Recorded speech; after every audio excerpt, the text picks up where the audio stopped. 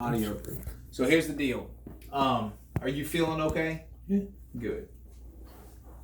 We're gonna have you see Tammy Pugh. She's our genetic counselor, nurse practitioner, and she's gonna get genetic testing on you today. I do think that you have what's called a polyposis syndrome. I don't know what type of polyposis syndrome you have, but you had 16 or 17 polyps, and all of them were precancerous, and then even some of them were aggressive precancerous polyps, okay?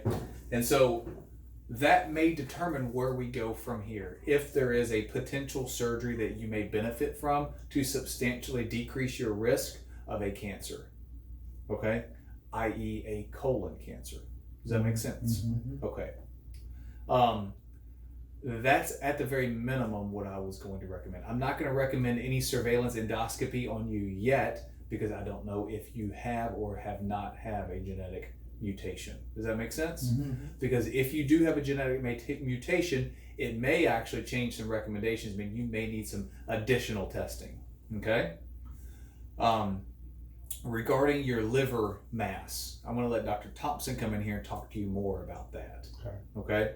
I'm planning on following you up here in about 4 weeks. That should ideally give us an ample amount of time for the testing to be obtained, as well as the results finalized. Then we sit down and talk about everything.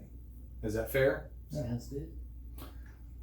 What's the method of this test? Is it a blood test? It's a blood draw. Yes, sir. Okay? Because you, from my understanding, you don't have any family history at an early age of a colon cancer. Just my dad.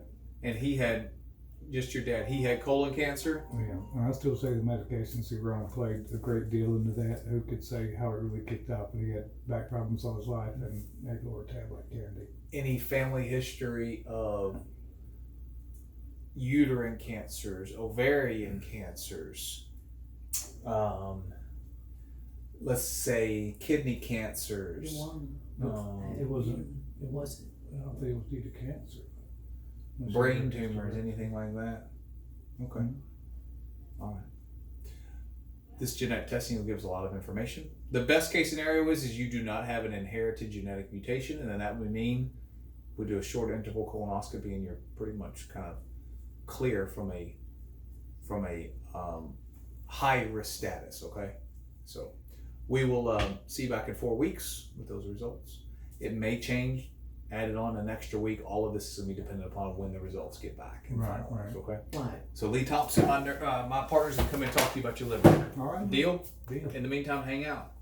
You can also start taking some, are you taking like a high dose aspirin or anything like that? I'm not. Okay, you probably do that. There's some data that says that if you take some high dose aspirin, like a 325, they offer some additional, what we call NSAIDs, that may decrease your risk of future polyp formation. At the very minimum, you can take a stomach coated high dose aspirin. Mm-hmm. Okay? Deal? Sounds good. See ya. Thank you now. All right. Thank you.